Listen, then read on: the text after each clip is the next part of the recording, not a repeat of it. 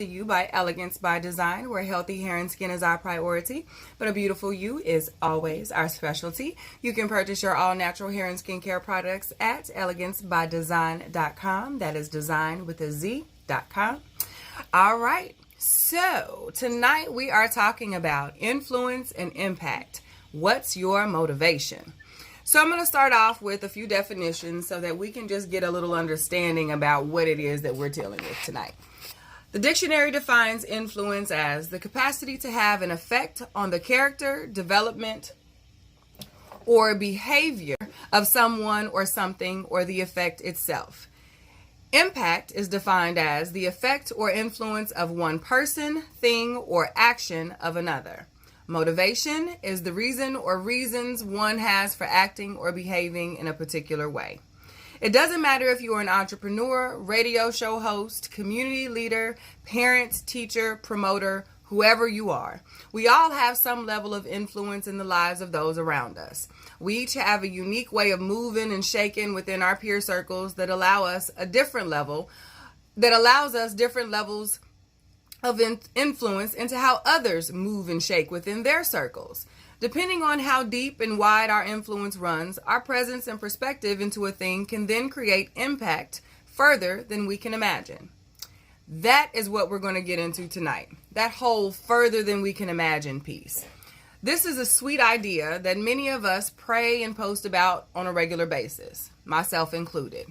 We may have a product that you know the world needs, a social justice fight that everyone should get behind. We all have a thing that we're passionate about. If you don't, just keep living a little while. It's coming. And when you find that thing, you're going to do your damnedest to make sure those within your reach know about it and have an opportunity to be a part of it. I'm a pretty reflective person, but it was only just in the past few weeks that I realized and really began to assess the impact that I have on those around me and just how important it is to be responsible in sharing this gift. That's what it is, a gift. And we've all got one, and if we're being honest, in some ways, we've been pretty reckless with it here lately. No, I'm not about to fuss at everyone about how we have to be sunshine and roses at all times. Been there, done that too. It's exhausting and it's fake. What I am going to do is ask us to take a deeper look into what may be motivating us to do the things that we're doing, and ask us to pause and check our motivations before making a moment in time a movement. We are in a state of transition as a country, a culture, a community, as humans. And this transition has, for many of us, shifted our focus from surviving to thriving. And it's beautiful to witness and be a part of. We are building organizations, businesses, communities of thinkers and doers that are creating real change that is important and impacting real people. Change is lit right now, and everyone wants to be a part of it, as they should be. What has become concerning to me and of some of my peers has been how, in all of the known and expected struggles that change making brings, we have added another layer of complication and confusion to the mix by using our influence to share our emotions and very specific personal experiences about things before really taking a few moments to evaluate the impact that they will have long after we've processed them and made more mature moves. Assuming that we're processing and making more mature moves. I'll share a few examples that only scratch the surface of what I know many of us have seen, like how we are allowing minor disagreements to create distance in places where dollars belong. We're allowing minor differences in process to halt progress that is so much bigger than any one person in the first place. We would rather create a division in the marketplace out of pride instead of collaborating at ground levels to create power in a global space. We are complacent, being agitators or bystanders of hate because it's less vulnerable than participating in healing conversations that could change the world as we know it. Our actions or inaction have more impact than ever before, and I believe it's because we're social people, and the internet and its many branches is undoubtedly our primary launching pad for reaching our respective tribes. And for the sake of this conversation, our tribes are our people, those who follow and share our general thought processes and subscribe to a shared understanding about a topic or group of topics. These people join our groups, go to our events, invest their money, and offer their support in all of the creative ways that we ask them to. These are the people who have our internet backs and oftentimes show up in real life when possible to have our real backs too. Your tribe is invaluable, and I wonder if we begin to take that for granted. So here's my question to us as influencers out here. What's our motivation? There's been a lot of discussion about support, collaboration, competition, and loyalty online and in the streets. It has become the elephant in the room and the reason for many empty rooms in cities all over the country.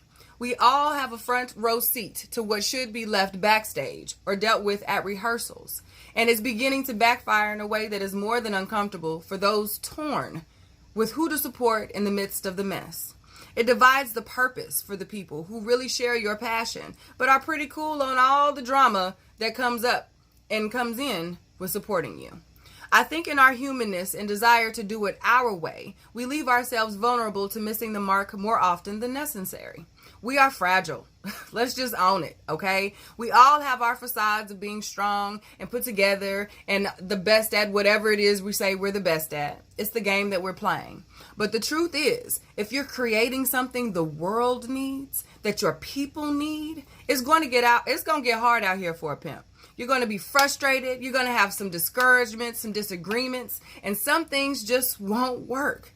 How we recover from these things is the key. Being able to get grounded, come back to the table, and make something more amazing than when we began is the game changer. That builds trust, builds faith from your tribe. It builds your tribe because there is strength in a comeback. People love a comeback story motivated by something they can sink their souls into. We can't expect a community attempting to heal from conflict to really be motivated by a cause rooted in its own conflict. Our businesses, our purpose, our communities, our babies, all of this has to be much bigger than us. Or we're all going to be out here with our own shoulda, coulda, woulda stories about what change or impact that could have been. It doesn't have to be this way. We are way too smart a people to become blips in history instead of making it behind needing our name in the lights first or only. We can't call Supa and Judy business bestie goals and have no network of women of our own to collab with because Mean Girls was our core curriculum in high school right along with math and English. We can't say we want to make mogul moves and chase billionaire bags and not be willing to disagree, regroup, and come back to the negotiation tables to make the magic happen. It's time to check ourselves and walk it like we talk it. The fault isn't in our followers. It's not the lack of support. The weight is on us to execute a plan to rally behind and believe in. Give them a party to the delayed Netflix and chill for. Give them something to believe in aside from your emotions and personal pride. That, in the grand scheme of things, is temporary, and we are too dope to not be remembered as a collective of amazing trailblazers that belong here and made room for the generations to come. So tonight, and in the days to come, I implore you to do a self-check. Self-check your crew. Self-check your family, your friends, the people that you make moves with. Get in your gut. Maybe reach out to someone who you know you can make moves with. Change some lanes. Change the game. And let's do this. This has been Sass and Sage. I hope you took all the good stuff from this. I hope you're able to apply it to your life and share it with someone who you think might need a little boost, a little light. So as always, I encourage you guys to be peace, to be light, to be positivity, and enjoy the rest of your week. Until next time, y'all have a good one.